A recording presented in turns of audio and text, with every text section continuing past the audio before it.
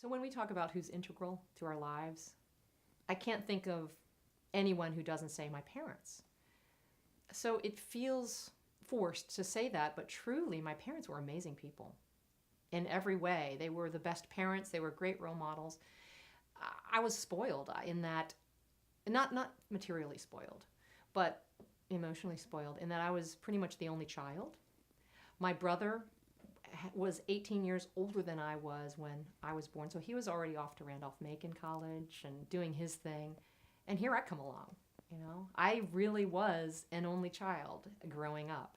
So I really feel like I got the kind of attention that helped shape who I am. They let me do anything.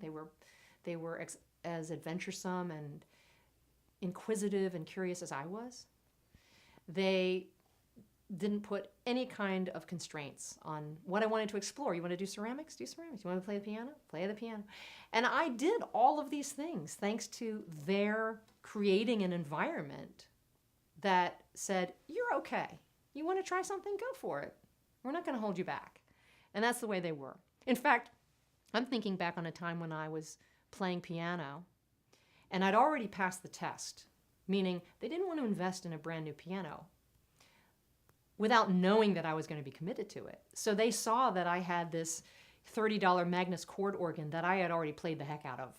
It's like, okay, looks like she's ready to move on. And so I got the piano and I really took it seriously. It was not as if my parents said, and now you will play the piano because that's what we expect of you. And I don't think parents can get good results from that anyway. What they allowed me to do was to decide if I liked it or not, and encouraged me once I did.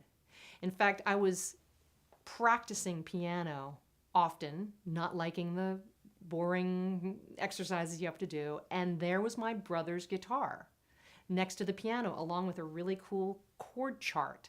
So in between, I would kind of check out his guitar and start teaching myself chords. And before I knew it, I became as much a guitarist as a pianist.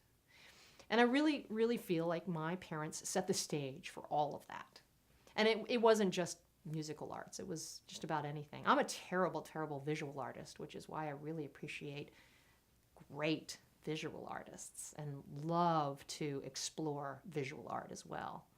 I can't say because I can't do it, I admire it. It's because I understand how difficult it is to achieve great art. So anyway, those are all things that really, really sort of set the stage.